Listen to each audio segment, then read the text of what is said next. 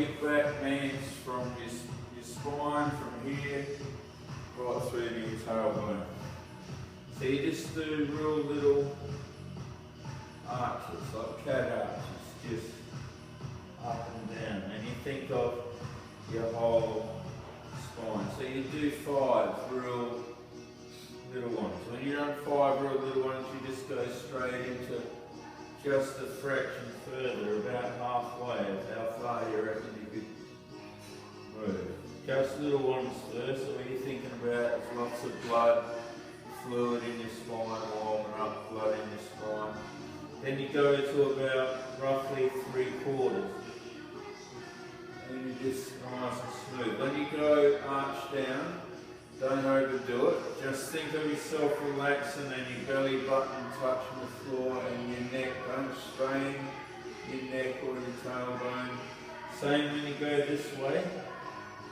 You want to stretch your neck, but don't strain it. But your tailbone, really try and curve it under.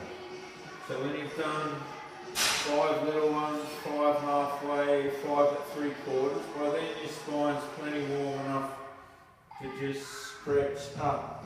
And you just want to curve your tail under, don't strain your neck. And then you do 5 like that. You're just thinking of the muscles. You try and think of your spine like a concertina, every part moving. And when you've done 5 like that, you do 5 exactly the same, except you pull your abs right up into your spine. Because when you squat and deadlift, that's really important. You just want to get in the groove. So you pull up, don't strain your neck, but stretch it, pull your tail under, and you let it relax and come down and right up again. So altogether 25, 5 tiny ones, 5 halfway, 5 3/4, 5 full on ones, 5 full on pulling your abs up into your spine. And it depends, whatever you've been doing, you might have been sitting around a lot. You just want to be sure your spine's not compressed. So you might just want to hang, just stretch a little bit, just pull your knees up to stretch your tailbone out. So when you do that, you get a big breath in and then blow out. Just make sure your feet are in front of your knees. If they're not, when you pull up, your spine will actually pinch up at the back. You try and just open it. You just do a few like that to get the feel. Now we're going to work with your knees. So we've got to warm them up just a little bit and practice how we're going to squat. Get it to come on the side.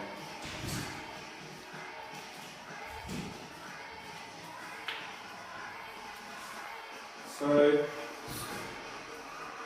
when people get sore knees, they freak.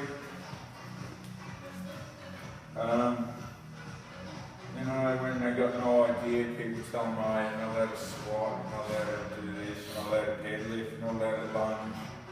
Every time you walk, you lunge. Every time you get out of a chair, you squat. Everything you pick up, you deadlift. So you got no choice. You're going to do it anyway. If you learn how to do it properly, it's heaps more beneficial than people picking things up like that, walk around with their legs everywhere. Like most people walk, they don't walk straight. Like you would never run like that, jump like that. Lots of people do, so they get sore knees or whatever. So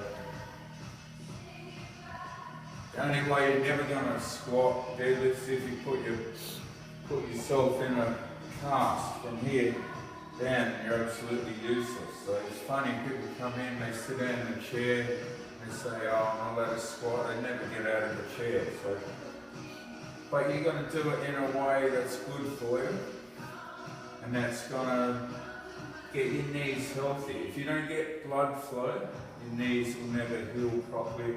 If you don't get a real good pattern, like a mind muscle link and a pattern, you'll never learn. A lot of people get sore knees because they don't use their glutes. They start trying to nursemaid everything. So they try to protect their knee, that means their glute doesn't work, that means their back doesn't work, and it's a real catch. 22, they get weaker and weaker and worse and worse. So we just got to learn how to hinge, how to squat. It's called hinging. So you've got a natural curve in your back. You want to learn to hold it. When the vertebrae form that natural curve, they're all sitting nice in an alignment that the discs in between are nice and flat. The load on the discs are real even. So even if I want to pick something up, if I can keep that arch, the pressure on the disc is real even. If like most people, I just do this, suddenly the vertebrae go like that, and they're pinching, squashing the front of the disc, just like wanting to blow a balloon out the back. And that's how people get bulged discs. So we've got to first learn, alright, squatting means learning how to use this, because every time we squat, our back works too. We're usually picking things up or doing something like that. So you got to think about that. And then you just think there's a chair behind you, so your butt sticks out and it helps you hold that arch, and you're looking for a chair. So the same, you're trying to balance your knees out. So it's funny, I've been through all this before, but people, as they squat, all their weaknesses show up, and their one leg will turn, they don't even think, they're doing shit like this. So you got to be as if you were running, everything dead straight. Then everything will work real even, from your toes right up through your ankle, knee, hip, back. Just that simple thing will balance everything out. So want to warm up just like the cat arches and get the pattern good. So you just do 5 tiny little squats. Mirrors are perfect. I can watch front, I can watch side on. Make sure, most people as they're squatting, they're doing stuff like this, stuff like that. You got to be strong, everything in a line. I want to look across and see, yeah, I've got that arch. So I'll do 5 real little ones. If it's cold, if you're not good at it, do 10 little ones. Doesn't matter, you're just trying to get good. I want to use my glutes. So a lot of people get sore knees because they don't realise their glutes are their strongest muscles. So all the time it's pushing out of their quad down into their knee. They don't put any load in their hips and balance the load out. So we want to think about that. So we're going to push into our heel a little bit more. That'll teach you to use your glutes a bit. Still push through your whole foot, but load up your heel. So it's just little ones, 5 little ones. Like I say, you can do 10. Once you've done that, you go just a fraction lower. And then this is different for everyone, depending how bad your knees are. If they were so bad that you couldn't walk in here, well then obviously it's out of the realm of this. You might need surgery, whatever. But you'll find a range. Some people might only go that far and think, oh, my knee hurts. A lot of the time, by squeezing your knees, putting some load into your glute, you can take pressure off your knees, and I'll see, oh well, it doesn't hurt if I do that. We're just trying to find a range that you can work in. That's enough to start. Just that's enough to start. Most people can do that, or they wouldn't be able to walk in it. So you do 5 little, then 5 that little bit lower. As you're getting lower, you're just warming up and getting this pattern. You start to think that you're going to lift something. So you've got to protect your back. You've got to learn squatting, deadlifting. It's all about how tight you can get automatically, how strong all this is. This is like a brace. This is where you actually lift. This is like the support that you can lift out. You don't want any weak links. So most people are shitty, sloppy around here, but it's like You breathe to help you stay tight. So from squatting, it's big breath and then blow out. Think of your body, it's a hydraulic system. You've got hydraulics inside of you. Blood circulatory system, it's like a hydraulic system. If there's a leak, it's weak. It supports everything. So blood pressure's a natural way of working on. If this was a tree going to fall on me unconsciously, if it was going to crush me, I'd just go like that to tighten up. So you've got to use that when you lift. It's really safe when you do it properly, much safer than not doing it. So you get tight and you think about glutes, drive your hips, quads, drive your knee, back, drive your shoulders. So it's big breath. So then you've done 5, that little bit lower. Then you're going to go a little bit lower again. And you're just going to gauge how your knees feel. You don't want sharp pains or anything. A little bit of discomfort's alright, but pain's got to be your guide. So that bit lower. And then you practice really tightening. The lower we go, the more compromised your leverage, the tighter you've got to be. Down low is where you've got to be super tight. So, and then big breath, drive out your glutes, push into your heel and drive up. Every now and then, if this is new to you, like later it's a pattern, you won't even have to think about it. If it's new, just have a look. See, a lot of people are just like this. They squat like that. It's bullshit what you see. People, this is honestly what they do. They'll be squatting like this, and guys aren't very flexible usually. So even when they think they are, as they're coming down and doing stuff like this, everything's got to be straight. When it's straight, it's a longer range through your quad. So people do stuff to get out of their quad having to stretch. So big breath, drive up. So then you'll see going 5 little, 5 a bit lower, 5 a bit lower. Now you really want to find your range. Everyone's going to be different. That the pain or your injury, whatever it is, or your flexibility, it doesn't matter, will let you do it. So now you're going to, every rep, go a fraction lower and lower. It's like nice and tight and practice breathing. All this takes a while to learn and have a second nature, but it'll come. So to get a tight core, you pull everything, your abs, everything you can feel, everything you can think of down here into your spine, and squeeze like you're trying to stop having a leak. So I want to be tight. Imagine you're lifting 100 kilos. Use your glutes, use your back, use your quads. Squeeze your knees really tight. That's another pattern.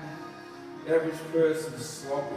So down low, these are your biggest muscles, biggest, strongest muscles. If you're not tight, if most people squat like this, they get down here and let everything go, and then they just try to come up. So all these big muscles just grind into your joint. Your joint's got no support unless you're trying to keep it tight. So you protect your joint. It's like I pull my core in, squeeze my knees, and drive. Later on, that's just second nature. Whether you're running, jumping, surfing, that'll all be second nature. So big breath and then squeeze. So we're all anatomically different. So you just want to find, if you can, you go as low as you can, or you gauge what your knees can cope with at first. Over time it'll get better and better. But say you can go all the way to the bottom. The lowest you ever go is only low enough that you can keep this arch. If you go lower, it gets better and better. You should be able to go down really low, but I get to a certain point, my tailbone rounds under. You stop just before that. If I go too low, it'll round over. As soon as it rounds over, those little vertebrae down there, they're really vulnerable. pinch out, you'll get little pinches, bulging bits down there, so you don't want it. You learn to, that's why Olympic plates are that height. That's around the safe height for everyone, so.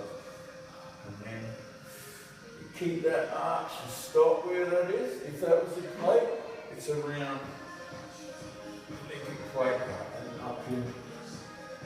So you got to be really tight. The breathing, you got it halfway down, you get that breath. Any lower, you're too squashed up to get a big breath. So, and then sit, feel real strong. Use the mirror. Have a look if all this sort of junk's happening. So you want to straighten everything up. So, and then sit and squeeze. So by the 10th one, you've done 5 little ones, 5 a little bit more, 5 a little bit more, and then the 10 to find the bottom. So by the 10th one, you should have found the range that you can start in. Doesn't matter if it's this far in your knees hurt. Whatever it is, that's for you. So then, we're going to do, we want to make easy on our joints, but real hard on our muscles and our blood flow. So the best way is to go real slow. That way the force is real even and constant on your joint. You can control it really good, but it's actually really, really intense. So as far as adapting goes, your body reads it no different to a sprinter, just powering as hard as they can, because your muscles are under constant tension. So whether you go slow or fast, your body couldn't care less. It's just that explosive-wise, the tension keeps high because of that force is mass times acceleration. You've got acceleration, so that acceleration means the force is high, but we need to control it to start with. So we need constant force throughout the whole set. Your body reads, you only got to look at runners. Marathon runner can run for hours, but they don't build any muscle because they're geniuses at dodging tension. So for instance, they'll hit the ground like a spring. As soon as they spring off the ground, everything relaxes, they hit the ground. So even though they take a zillion steps, your body doesn't add it all up. It just sees the longest one time they're under tension is stuff off a split second. A sprinter's only got to be under tension for 10 seconds, 5 seconds. Your body takes that real serious. The only time you would be doing something like that is in a full-on situation, like running for your life, trying to do something as hard as you can. If you keep repeating that over and over, your body sees, all right, the only way you can deal with that sort of situation is build up some muscle, improve your nervous system. So it works that way. It's like economy. It looks at, alright, maybe if we improve the coordination, that'll deal with the situation. So that's the first step your body takes. People see, wow, I can use a bit more weight, I can get more reps. When they start out training, mainly because their coordination improves. So the nervous system, that's the cheapest way your body can deal with it. The next cheapest is it tries to make your circulatory system better, your heart and lungs, so you're a bit fitter and you can cope with it. So it usually takes 4 weeks, something like that, for each stage. Once it's done that, you're fitter, your nervous system's good. The last resort is build tissue. That's what costs the most. You need more food, more resources, more rest. So that's what costs the most. So that's why it's like ludicrous when people change their workouts. They're constantly training patterns, nervous system. They never stick at something long enough where your body has to, it's got no other choice but make your structure adapt. So we've done that, there's plenty warm up. So now we're going to do the actual squat. So everything the same, but we've got to breathe in a way we can keep tension, because we're going to go 10 seconds down, sit for 2 seconds, 10 seconds up, flex as hard as we can for 2 seconds, and 10 seconds down, and so on and so on, with no rest. So we'll just do a couple of reps. Your goal is to get 8 reps. 10 seconds down, 2 seconds, 10 seconds up, 2 seconds. So you've got to breathe to cope with that. So panting in and out little breaths helps you maintain tension. If you're trying to take big breaths, you'll lose that tension. So because we're taking 10 seconds, we've got to breathe different. So before we start, we check everything's dead straight. Dead straight feels pitch and toe to most people. Because most people used to stand around like this, when they're dead straight, they feel like they're like that, but they're not. They're dead straight. You want your foot, your knee, and your hip in a straight line. Then you got perfect strength all the way through, just like a scissor jab. Nothing pushing that way, nothing pushing that way. Then the force is all even, everything, your knee. Most people are stronger one side than the other, so when they ride a bike or something hard, they go like that. So this side gets worse. Or if you see people squat like that, one side's weak, one side's strong. They squat like that, same thing, it's just a different weakness. So we're going to learn everything straight. So we want constant tension, the whole set. I'd rather someone did 2 reps without getting any rest, because you're not going to fool your body, than 10 reps getting a little rest all the time. So all you do is you flex now. You flex your glutes, flex your quads, your core tight, you squeeze your knees, you think about your back. When you can't squeeze any tighter, just use these for balance, or you can use bits of rope, anything. This is just to help you balance. And down you go, straight away, your tail goes out. So 2, 3, and I'm breathing like this. 4, 5, 6, 7, 8, 9, now, and then sit there for 2 seconds. Now I want to come up slowly. Push your heels, push through your glutes. 3, you've got to resist. Your body won't go fast because it burns. 6, 7, 8, 9. The first set, stand up, flex as hard as you can for 2 seconds. So you're squeezing for 2, straight away back down. So squeezing, no stopping, tail out, 4. When you squat, your knees have to naturally come forward. You've got to make out they're not here. If you're leaning on them and your knees are back there, you'll fall over if they weren't there. You've got to squat like there's no strap. So 6, you're like, then 8, then 9, then sit. Get that little arch, flex everything tight, then nice and slow. Push into your heels. Resist speeding up. 8, 9, come up, flex, and then the same again. So that's your first exercise, first set. So your goal, 2 or 3 when you start is plenty. Your goal is to build up to be able to do 8 reps. Your second set's exactly the same. You have a little rest. Then it's exactly the same, but we want to change the tension a bit. So when we come back up, we're going to stop with a little bend in our knee. That'll be a different, sure we're keeping tension, but you don't lock out. The first set, I want you to lock out, flex. You don't hyperextend your knee, but you're going to lock out.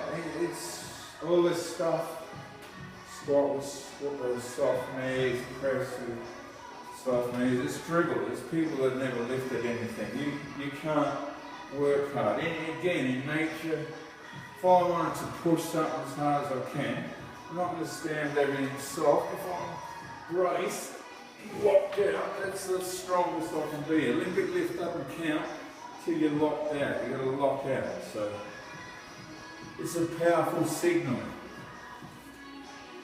You lock out when you're working as hard as you can. So your body reads that. If you're doing that under pressure, it sees, wow, you're working really hard. So that's the message you're trying to send. You want it to adapt. It's not hard enough. Won't adapt. It doesn't have to. So you've got to make sure that you're working, you're sending all these signals, working as hard as you can. So everything will be tired. Now we're going to do the second exactly the same. So you start off squeezing nice and tight. While you're still squeezing, down you go. So 2, 3, and then 4. And then you're going to take 10 seconds. 7, 8, and arching your back. Use them to just balance a bit. You shouldn't rely on it as least as you can. At first you might have to, but later you go on a line. You sit there, then nice and slow up. Push into your heel with your glutes back the whole foot. 6, 7, 8. Stop with that bend. Squeeze as hard as you can. If you're not good at making tension at first up here, and lots of people aren't, just it's no one's fault, it's just they haven't got the mind muscle link. This will help you keep some tension. And down you go again. Just stop that bend, squeeze straight away your tail out. 4, 6. Weight into your heels as you're going down so your glutes are activated. 9. Sit up. Core tight, knees tight, driving your heels. Use your back muscles. Imagine there's a heavy weight on your back. 5, 8, and then stop with a bend, and then down you go again. So, the same thing. You want to build up to doing 8 reps each set. 10 seconds down, 2 seconds sit. 10 seconds up, 2 seconds contraction. No resting. So the progress is, once you can do 2 sets of 8, you hold for 15 seconds down. So 2 seconds, 15 down, 2 sit, 15 up. Both sets. When you can do 2 sets of 8, both sets of that, 20 seconds. So the same thing, it's full on, 20 down, 20 up. Once you can do that, then you drop back. You're only going to do 2 reps. 30 seconds down, 30 seconds up. That's really hard. By the time you can do that, your knees will be a million times better. You'll feel shitloads better. So that's your goal. 2 reps, 30 down, 30 up for both sets. So we'll come and have a look at the next exercise. So, say you can do that, and like I say, you don't need full-on straps, these are awesome, but just a couple of bits of rope with a loop, bit of tap riser, just something to help you balance, because like I said, a lot of people, this is all hard at first, so as they're going down, it's really hard to keep an arch, so people go like that. So that's when, if you're starting out, you use the handles to sit on it, that you can keep that arch. So that's all that's for. And you've got to gauge yourself to try and use them less and less and less. So say you've done that. 30 seconds up, 30 seconds down for 2 minutes. The next stage for just squatting is to just squat without these, but with your heels elevated. So I should have brought a piece of framing timber or something which really good, but you can use plates or whatever you want. You want about roughly 1.5 inches that you're going to elevate your heels.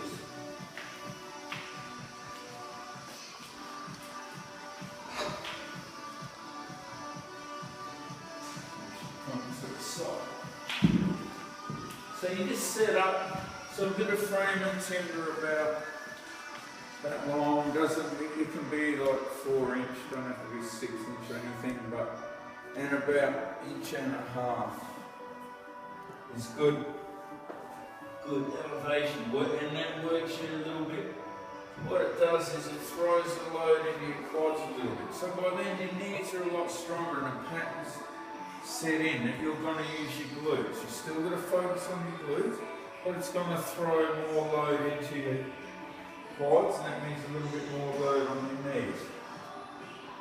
So you start all over again, exactly the same. You've got to do the 10 seconds up and down for 2 sets, just the same, except your free squat.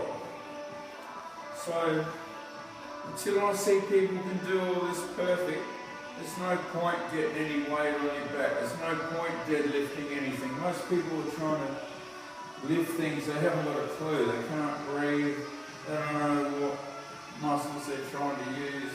You'll get plenty of work without any weight. Don't use weight. So all this is second nature. How can you focus on keeping your core tight, blah, blah, blah, using glutes, using your back, if you can't even do it with no weight? With the weight on your back, your shoulders start getting squashed. If you don't know how to hold them strong, your back will round, everything will go out the window. So that's how most people train. They get hurt. So you don't want too much of your heel on it, and not just find what feels real strong through your heel, but your weight will be thrown forward. So this helps you keep that little bit upright, and you can sit low. You can sit low where you want it by moving your body. So most people want to squat like this, then they got nothing. It's real easy. All the weight's gone, your back's doing the work, but this gets out of it. We want to try to stay that bit upright. So we're going to do the same thing. Your arms, you have to strain with them, you use them for balance. So we start off the same, the first set. Flex everything really, really tight. And then 4, 5, and I'll try to keep that bit upright. So I'm going to still let my tail stick out. 7, weight on my heels. 9, keep that arch. And then sit there, everything tight. Core tight, and then up slow. Resist speeding up. 4, your body will want to speed up. 7, 8, 9, flex. If your arms are tight, let them go, but keep tension here. So you're squeezing for 2 seconds, and then you weight in my heels, but my knees are really tight. I'm thinking about my quads, stretching, glute, stretching, arch. So these spinal extensors are working. 7, I'm panning in and out my core in. 9, and then here, tight, squeeze tight. Resist speeding up, come up slow. 3, 6, hand in and out, and squeeze. So when you can do 8 of them, then you can start using weight. That's after the whole procedure. So you do 8, when you can do 8 with stopping with a bend in your knee, same thing. 15 seconds, when you can do 8 like that. 20 seconds, when you can do that.